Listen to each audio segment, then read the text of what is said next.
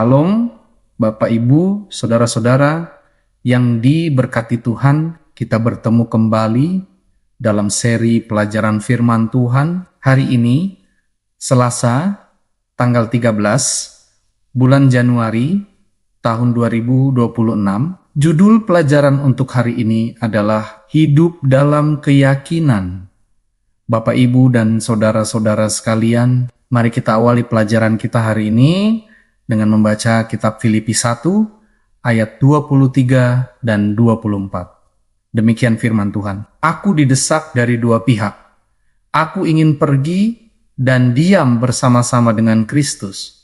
Itu memang jauh lebih baik, tetapi lebih perlu untuk tinggal di dunia ini karena kamu. Berdasarkan ayat tersebut, saudara-saudara, apakah yang dimaksud Paulus ketika ia mengatakan bahwa pergi dan diam bersama-sama dengan Kristus adalah jauh lebih baik? Bapak Ibu sekalian, ayat ini telah banyak disalahpahami sepanjang zaman. Dalam ayat-ayat pelajaran pekan ini, Paulus menjelaskan perbedaan mendasar antara hidup dan mati. Orang Kristen hidup bagi Kristus dan bahkan mungkin mati baginya. Dalam pengertian itu, kematian adalah sebuah keuntungan karena kesaksian kita menjadi lebih kuat dan lebih meyakinkan. Dapat kita baca dalam kitab Filipi 1 ayat 21. Tidak diragukan lagi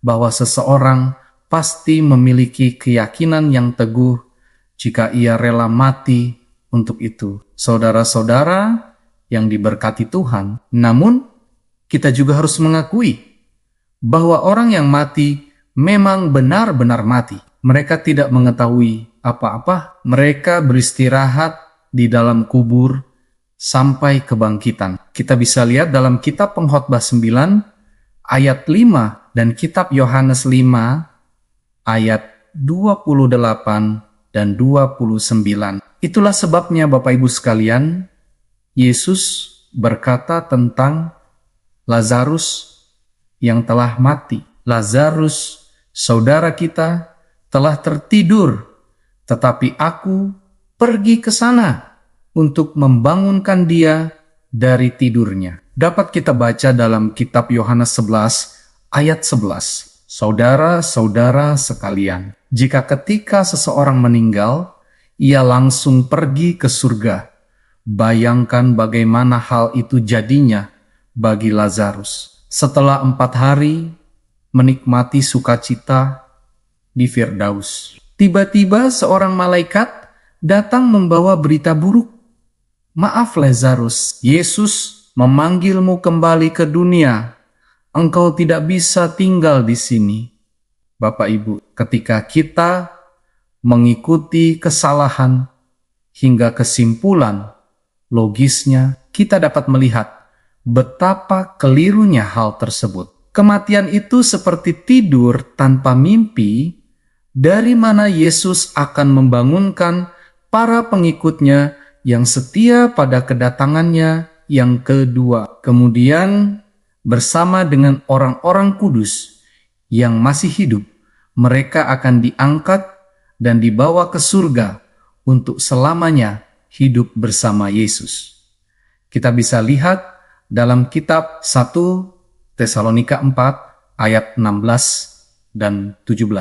Saudara-saudara sekalian, kepergian Paulus dari kehidupan saat ini bersama Kristus berarti menderita dan mati bersama Dia, supaya akhirnya beroleh kebangkitan dari antara orang mati. Dapat kita baca dalam kitab 2 Timotius 4 ayat 6 dan kitab Filipi 3 ayat 11. Selain itu, saudara-saudara, ia tentu menyadari bahwa ketika ia menutup matanya dalam kematian, hal berikutnya yang akan ia alami secepat kedipan mata adalah melihat Yesus yang akan membawanya bersama seluruh umat Allah ke tempat yang Yesus telah siapkan bagi semua orang yang mengasihi. Bisa kita baca dalam kitab Yohanes 14 ayat 3 dan kitab 1 Korintus 2 ayat 9. Bapak Ibu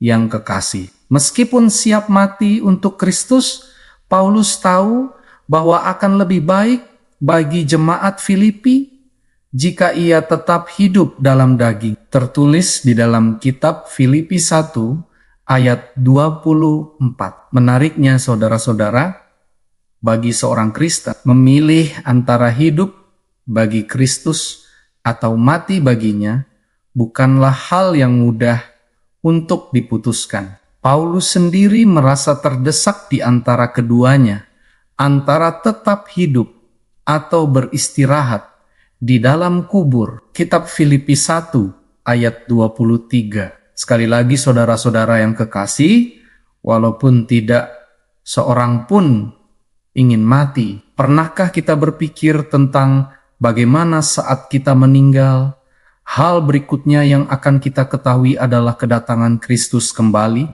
Bagaimanakah pemikiran itu dapat menolong kita memahami pemikiran Paulus? Di sini, Bapak, Ibu, dan saudara-saudara yang diberkati Tuhan. Sampai di sini pelajaran firman Tuhan untuk hari ini. Terima kasih sudah turut belajar bersama-sama dengan kami. Sampai bertemu kembali pada pelajaran berikutnya. Tuhan memberkati kita semuanya.